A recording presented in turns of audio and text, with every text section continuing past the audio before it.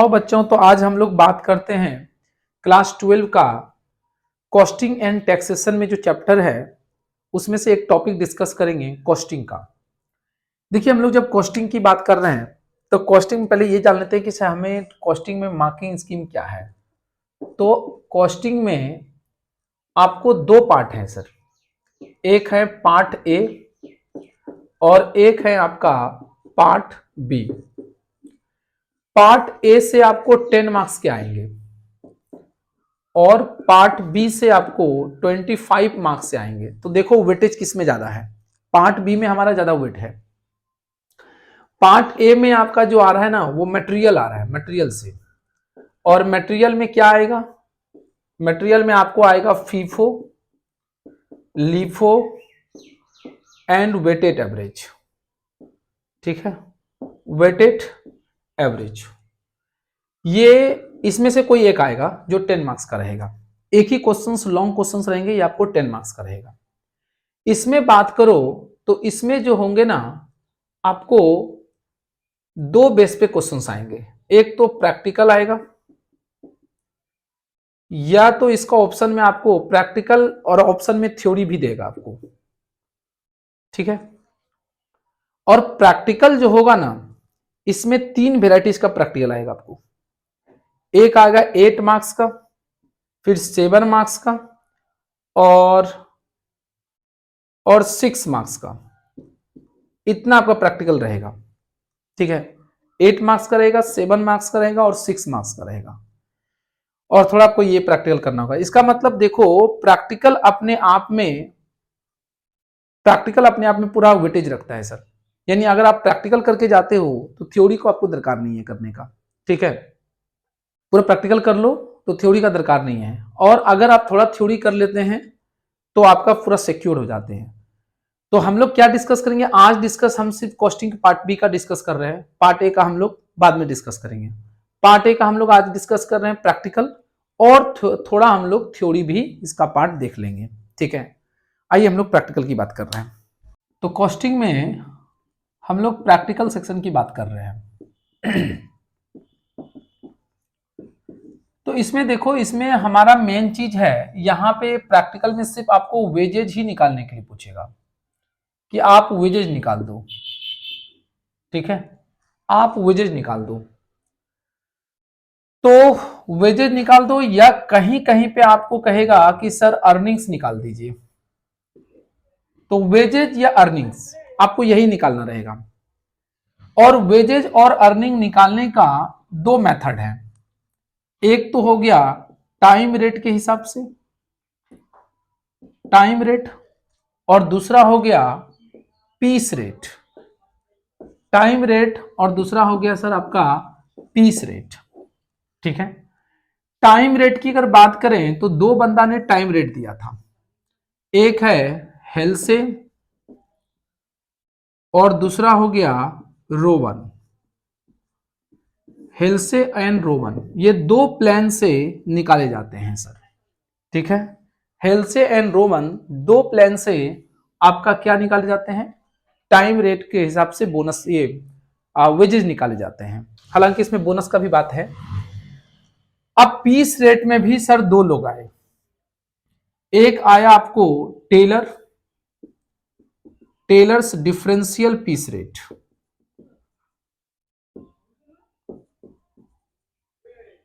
Differential piece rate, और एक आया आपको Merrick, Merrick differential, differential piece rate.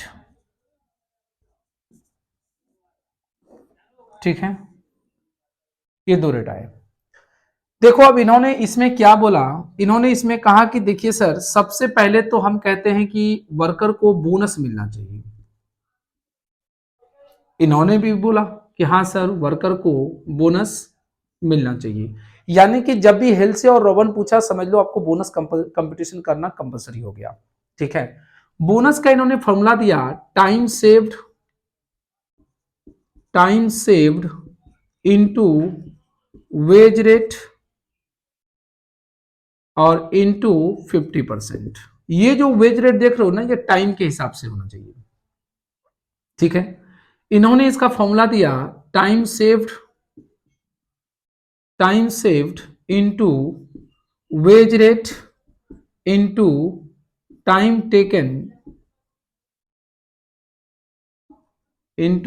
Taken divided by time allot. ठीक है, और इसके हिसाब से बात करो तो इन्होंने कहा कि देखिए सर हम तो यहां पे दो बात करेंगे।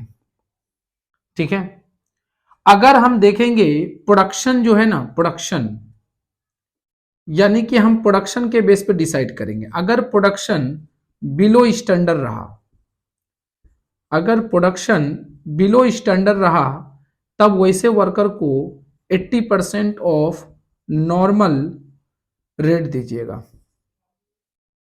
और अगर प्रोडक्शन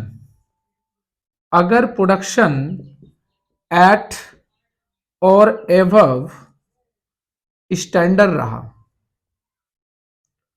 तो आप इसको 120% ऑफ नॉर्मल रेट दीजिएगा। ठीक है, इस केस में इन्होंने कहा कि देखिए सर सबसे पहले तो हम कहेंगे आप एफिशिएंसी निकाल लीजिए।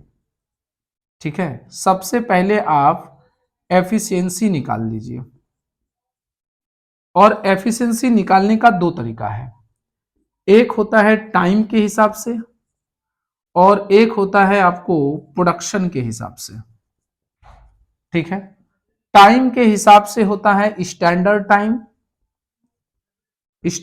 Time divided by actual time और इनटू 100 कर दीजिए। ठीक है, प्रोडक्शन के हिसाब से क्या होगा, actual production divided by standard production और इनटू 100 कर दीजिए ऊपर में। ठीक है, देखो बात को समझना, टाइम रेट के हिसाब से और पीस रेट के हिसाब से बात एकदम डिफरेंट हो जा रहा है। टाइम के हिसाब से क्या होता है कि आप जितने घंटे काम करेंगे उस घंटे के हिसाब से आपको पैसे दे रहे हैं। जैसे मैंने बोला क्या कि आपको 10 रुपये पर घंटे मिलेंगे, तो आपने 4 घंटे काम किए तो 40 रुपीज आपको मिला, 10 इंटू 4 कर दीजिए। यानी घंटे के हिसाब से जब पैसे दिए जाते हैं तो या तो हेल्से का प्लान आएगा वहां पे या तो रोवेन के प्लान से आप कैलकुलेशन कर पाएंगे। अगर पीस के हिसाब से है, जैसे मैंने बोला कि पर यूनिट आपको 10 रुपए मिलेंगे और आपने 100 यूनिट बनाया तो 100 इंटू 10 कर दो तो 1000 हो गया। तो पीस रेट के हिसाब से क्या होगा कि नंबर ऑफ पीस कितने प्रोडक्शन किए वो उनके हिसाब से उनको पेमेंट किए जाते हैं। और पीस की जब बात आएगा ना तो या तो टेरर डिफरेंशियल पीस रेट आएगा या तो मेरिक डिफरेंशियल पीस रेट आएगा। ठीक है, हेल्से और रोवन में जब भी निकालने के लिए जाओगे तो सबसे पहले आपको बोनस निकालना पड़ेगा। सबसे बड़ा डिफरेंस है कि सर यहां पे कोई बोनस निकालने का दरकार नहीं है। ठीक है ना, बोनस आपको निकालना है हेल्से और रोवन प्लान में। ठीक है ना, इसी को हम लोग इंसेंटिव स्कीम भी बोलते हैं, यानी बोनस को टेक्निकल वर्ड में इंसेंटिव भी बोलते हैं। यहां पे कोई इंसेंटिव नहीं है। अच्छा, एक बात और देखो, टेलर ने 2 रेट दिया। देखो नाम ही है टेलर, टेलर का मतलब क्या होता है सर, 2, 2 रेट दिए टेलर से 2, याद रखोगे टेलर से क्या होगा 2, यानी 2 रेट दिया था। तो मेरिक कितने रेट दिए थे, देखो मेरिक ने 3 रेट दिए थे, टेलर 2 रेट दिया। देखो सबसे पहले टेलर का रेट आया था, टेलर ने सबसे पहले रेट दिया था, लेकिन टेलर को मॉडिफाई, टेलर में बहुत सारे डिसएडवांटेज आ गए थे, तो टेलर को मॉडिफाई करने के लिए मेरिक जी आए और इन्होंने 3 रेट दे दिया। हालांकि इसके बाहर बात नहीं किया, इन्होंने लास्ट में 120% ही बोला, लेकिन इन्होंने इसके अंदर में 3 रेट देके चले गए और इन्होंने कहा कि टेलर में गलतियां था इसलिए हमने उसको हटाने के लिए मैंने आपको 3 रेट दिया है। ठीक है, तो टेलर में कितने रेट हैं, तो टेलर में 2 रेट हैं। याद रखोगे टेलर में 2 रेट हैं, कौन कौन सा है सर, एक है 80% वाला और एक है 120% वाला टेलर के हिसाब से। तो आप पूरा उनका जो भी वेजेज है निकालो, उसका सीधा 80% ले लो, आंसर निकल जाएगा। और इसका पूरा वेजेज निकालो, उसके बाद उसका 120% निकाल लो, उसका आंसर मिल जाएगा। लेकिन जब हेल्से और रोमन की बात करोगे तो firstly you have to compute bonus and after computation of bonus you will process for the computation of wages. यानी कि आप जब बोनस निकाल लेंगे फिर आपको क्या कंप्यूट करना पड़ेगा सर, तो आपको कंप्यूट करना पड़ेगा वेजेज। तो वेजेज कैसे निकालेंगे, देखो इसमें वेजेज जो निकलेगा ये होगा time taken into wage rate. और ये वेजेज कैसे निकलेगा? इसका वेजेज होगा time taken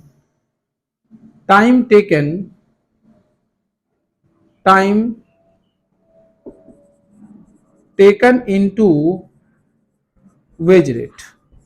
time taken into wage rate. तो देखो वेजेज का फॉर्मूला क्या होता है? Time taken into wage rate. यहां पे वेजेज का फॉर्मूला क्या होता है? Time taken into wage rate. यहां पे वेजेज का फॉर्मूला क्या होगा? बोला सर या तो पीस के हिसाब से है, तो number of peace produce into wage rate. अब ये देखो यहां पे वेज रेट क्या है? ये जो वेज रेट देख रहे हो ना, ये दोनों का जो वेज रेट देख रहे हो, ये दोनों वेज रेट क्या है? टाइम के हिसाब से है। यहां पे टाइम वाला वेज रेट चलेगा, जबकि यहां पे जो वेज रेट का इस्तेमाल होगा वो चलेगा पीस के हिसाब से। तो ये ध्यान रखना कि टाइम के हिसाब से वेज रेट क्या होगा, वो टाइम पर घंटे के हिसाब से जो पैसे दिए जाते हैं वो हम लोग यहां पे लेंगे, और यहां पे पर यूनिट के हिसाब से जो पैसे दिए जाते हैं वो हम लोग इंक्लूड करेंगे। फिर यहां पे अर्निंग्स निकलते हैं सर। तो अर्निंग्स का फॉर्मूला क्या होता है? Bonus plus wages. अर्निंग्स का फॉर्मूला होगा बोनस प्लस वेजेज। यहां पे भी अर्निंग्स का फॉर्मूला होगा बोनस प्लस वेजेज। ठीक है, यहां पे भी अर्निंग्स का फॉर्मूला क्या होगा? Bonus plus wages. देखो यहां पे अर्निंग्स का हेल्से में भी अर्निंग का फॉर्मूला क्या होगा? Bonus plus wages. रोमन में भी अर्निंग्स का फॉर्मूला क्या होगा? Bonus plus wages. देखो एक याद रखने का तरीका क्या है, आपको सिर्फ ये याद रखना है, वेजेस तो दोनों में सेम रहेगा। अगर मान लो एक ही क्वेश्चन है, मैंने बोला इसको हेल्से से बना दीजिए, रोवन से बना दीजिए, तो दोनों का आंसर वेजेस का सेम आएगा। लेकिन बात क्या होगा? बोनस डिफरेंट हो जाएगा, क्योंकि यहां पे बोनस का फॉर्मूला क्या है? Time save into wage rate का 50%। Time save into wage rate का 50%। जबकि यहां पे क्या फॉर्मूला होगा? टाइम सेव्ड, बोनस का formula time saved into wage rate into time taken by time allot के प्रोपोर्शन में होगा। तो देखो यहां तक दोनों सेम हो जा रहा है। ठीक है, यहां पे 50% हो रहा है, जबकि यहां पे time taken by time allot ले लेते हैं।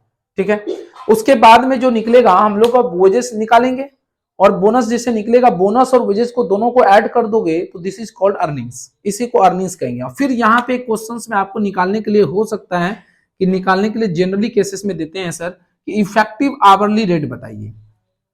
इफेक्टिव आवरली रेट बताइए। तो देखो इफेक्टिव आवरली रेट दोनों का फॉर्मूला सेम है सर। क्या है? Earnings divided by time taken. Earnings divided by time taken. ठीक है, इसको बोलते हैं इफेक्टिव आवरली रेट। तो इसका अर्निंग्स ले लो और डिवाइड कर दो टाइम टेकन जितना भी है वो ले लो, या तो इसका अर्निंग्स ले लो जो भी अर्निंग्स आया, और फिर इनका जो टाइम टेकन है वो ले लो। तो इसको बोलते हैं, अगर या तो इसमें हेल्से के हिसाब से निकलेगा, अगर दोनों के हिसाब से पूछे तो दोनों के हिसाब से, या तो रोमन के हिसाब से पूछे तो रोमन के हिसाब से बनाइए। ठीक है, अब आगे बात पीस रेट।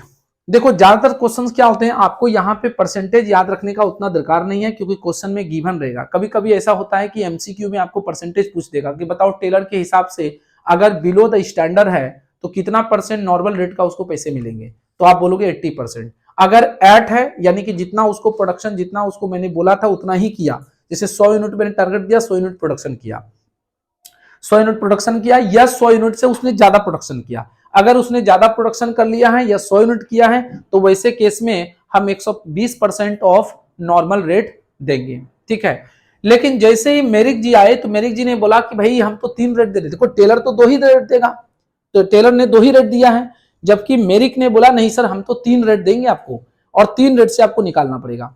तो 3 रेट निकालने के पहले उन्होंने बोला कि सर आप एफिशिएंसी निकाल लीजिए, और एफिशिएंसी निकालने का 2 तरीका हो गया, एक टाइम बेसिस पर और दूसरा प्रोडक्शन बेसिस पर।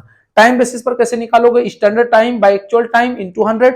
प्रोडक्शन बेस पे कैसे निकालोगे? Actual production divided by standard production into 100। तो ध्यान देना, प्रोडक्शन में एक्चुअल प्रोडक्शन ऊपर में ले रहे हैं, जबकि टाइम में स्टैंडर्ड टाइम ऊपर ले रहे हैं, यानी कि एक्चुअल वाला नीचे लेते हैं। टाइम में एक्चुअल नीचे होता है, जबकि प्रोडक्शन में एक्चुअल क्या होता है? ऊपर होता है। ठीक है, और प्रोडक्शन में स्टैंडर्ड देखो नीचे आ रहा है, जबकि टाइम में स्टैंडर्ड क्या हो रहा है? ऊपर में आ रहा है। तो आपको ऐसे याद रहेगा, अगर एक तो याद रखे दूसरा भी याद हो गया कि टाइम बेस पर क्या होता है? स्टैंडर्ड ऊपर में होता है और एक्चुअल नीचे होता है, इनटू 100 कर दो, क्योंकि एफिशिएंसी परसेंटेज में होते हैं। उसी तरह अगर प्रोडक्शन की बात करें तो प्रोडक्शन में एक्चुअल प्रोडक्शन ऊपर में लेंगे, स्टैंडर्ड प्रोडक्शन नीचे लेंगे, यानी एक्चुअल ऊपर लीजिए, नीचे में स्टैंडर्ड लीजिए, इंटू 100 करिए परसेंटेज मिलाने पे, फिर एफिशिएंसी डिसाइड करेगा कि उनको वेजेज कितना मिलना चाहिए। ठीक है, अभी हम इसके बाद में बात कर रहे हैं कि इस एफिशिएंसी के बेस पर हम लोग जो वेजेज निकालेंगे वो 3 रेट क्या है मेरिक ने जो दिया है। ठीक है, ये हम लोग बात कर रहे हैं मेरिक के बारे में, मेरिक डिफरेंशियल पीस रेट। देखिए मेरिक डिफरेंशियल पीस रेट, तो मेरिक डिफरेंशियल पीस रेट की अगर हम लोग बात करें तो इन्होंने सबसे पहले बोला कि भाई आप ना एफिशिएंसी निकालिए। ठीक है सर, सबसे पहले इन्होंने कहा कि भाई आप ना एफिशिएंसी निकालिए। बोला आप जो एफिशिएंसी निकालेंगे, एफिशिएंसी निकालने के बाद आप देख लीजिए कि उनकी एफिशिएंसी किस कैटेगरी में आ रहा है, क्योंकि हमने आपको 3 रेट दिया है, तीनों रेट के हिसाब से देख लीजिए वो कौन सा कैटेगरी में है, उस कैटेगरी के हिसाब से उनका वेजेज निकाल दीजिए। ठीक है सर, तो पहला उन्होंने बात बोला कि अप टू, अगर उनकी एफिशिएंसी अप टू 83.33% है, या दूसरे शब्दों में बोले तो 83 1/3% है, 83 1/3 अगर परसेंट है, तो ऐसे केस में उनको नॉर्मल वेजेस दीजिए, यानी कि जितना उन्होंने प्रोडक्शन किया और जो रेट है मल्टीप्लाई कर दीजिए, उनको वेजेस दीजिए, उनके पैसे को मत काटिए। ठीक है, लेकिन अगर उनकी एफिशिएंसी मोर देन 83.33% है एंड अप टू 100%, ठीक है, अप टू 100% है, तो इस केस में आप उनको 110% ऑफ नॉर्मल वेजेस दीजिए, 110% ऑफ नॉर्मल वेजेस दीजिए। बट सपोज दैट में अगर उनका एफिशिएंसी मान लीजिए अबव 100% है, अगर उनका एफिशिएंसी अबव 100% है, तब उनको दीजिए 120% ऑफ नॉर्मल वेजेस। ठीक है, देखो इन्होंने 3 रेट दिया सर, जबकि अगर हम टेलर की बात करें, टेलर ने 2 रेट दिया, एक दिया आपको 80% और एक दिया आपको 120%। अब देखो जानते हो इसमें प्रॉब्लम क्या आ गया, टेलर में डिसएडवांटेज क्या हो गया, डिसएडवांटेज हुआ कि मान लो कोई वर्कर है जिसको मैंने कहा भाई साहब तुमको 100 यूनिट प्रोडक्शन करने हैं एक दिन में, और बट उन्होंने क्या किया 80 यूनिट ही प्रोडक्शन किया। अब मान लो 100 यूनिट को प्रोडक्शन के लिए बोला था, लेकिन 80 यूनिट ही प्रोडक्शन किया, तो 80 यूनिट के रेट से मान लो 80 इंटू उनको 30 रुपीज पर यूनिट का दे रहे थे, तो इनका होना कितना चाहिए सर, 2400 रुपीज होना चाहिए, उनको 2400 रुपीज होना चाहिए। लेकिन हुआ क्या, इनको बोला नहीं 2400 रुपया इनको नहीं मिलेगा। बोला क्यों, बोला कि इनका पैसा काट लीजिए, इनको मात्र इसका 80% ही दीजिए, यानी जो भी 80% आ रहा है उनको 80% ही दीजिए। और बोला कि भाई प्रोडक्शन तो उन्होंने 80 यूनिट किया है, 80 यूनिट उन्होंने प्रोड्यूस किया है, जबकि 30 पर यूनिट के हिसाब से उनको मिलना चाहिए। बोला नहीं नहीं नहीं, उनका पैसा काट लीजिए, क्योंकि उनको जो टारगेट दिए थे वो टारगेट का उन्होंने फिलअप क्यों नहीं किया। ठीक है, और उसके बाद बोला कि मान लीजिए कोई वर्कर है जिसको कि 100 यूनिट आपने बोला था और 100 यूनिट ही बना दिया एक दिन में, तो बोला भाई ये तो बहुत फुर्ती वाला लेबर है, तो इसको 100 का 120% दीजिए वो, यानी मान लीजिए 100 इंटू और 30 रुपया का रेट से है, तो 30 इंटू 120 बना दीजिए, यानी कि 20% उन्हें ज्यादा पैसा मिल गया। इसके चक्कर में क्या होगा पता है, फ्रेशर यहां पे काम करना नहीं चाहेगा।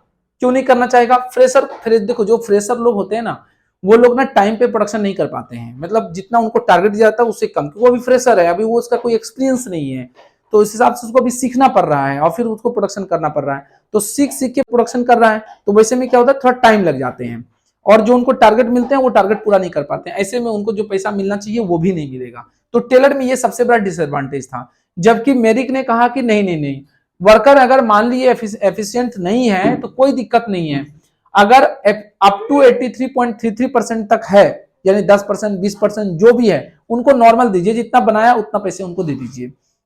लेकिन अगर 83.33% से ज्यादा है तो समझ लीजिए आपकी कंपनी में बहुत फुर्ती वाला लेबर है, उनको 110% दीजिए। और अगर 100% से भी ज्यादा एफिशिएंट लेबर है, यानी जो काम देते हैं, जैसे मैंने बोला 100 यूनिट बनाना है, उसने 100 ने 110 यूनिट बना दिया, 105 यूनिट बना दिया, यानी जितना टारगेट दिया उससे ज्यादा उन्होंने प्रोडक्शन कर दिया, तो वैसे केस में उनको 120% ऑफ नॉर्मल वेजेस दीजिए कैलकुलेशन के लिए। तो आप देखिए कि ये जो मेरिट डिफरेंशियल पीस रेट है, मेरिट डिफरेंशियल पीस रेट में आपको 3 रेट दिया गया है, और 3 रेट किसके लिए हैं सर? तो लेबर के वेजेस निकालने के लिए रेट दिए गए, जबकि टेलर की बात करिए तो उन्होंने 2 ही रेट दिया। ठीक है, आपको क्वेश्चंस में क्या ज्यादा आने का चांसेस है? अगर आपको मेरिट का रहेगा तो ये परसेंटेज आपको गिवन रहेगा, सिर्फ आपको एफिशिएंसी निकाल करके चेक करना पड़ेगा, और अगर टेलर रहेगा तो वहां भी ये रेट दे देंगे, और इसमें तो एफिशिएंसी निकालने का दरकार ही नहीं है। आप खाली प्रोडक्शन को देख लीजिए, और जो स्टैंडर्ड प्रोडक्शन था, यानी जो उनको ठेका दिया था प्रोडक्शन का, वो देख लीजिए, और एक्चुअल देख लीजिए, उससे कंपेयर कर लीजिए कि सर वो ज्यादा प्रोडक्शन किया कि कम प्रोडक्शन किया। अगर कम किया तो 80% होगा, और अगर स्टैंडर्ड से ज्यादा किया या स्टैंडर्ड भी किया तो फिर हम लोग 120% लगाएंगे। ठीक है।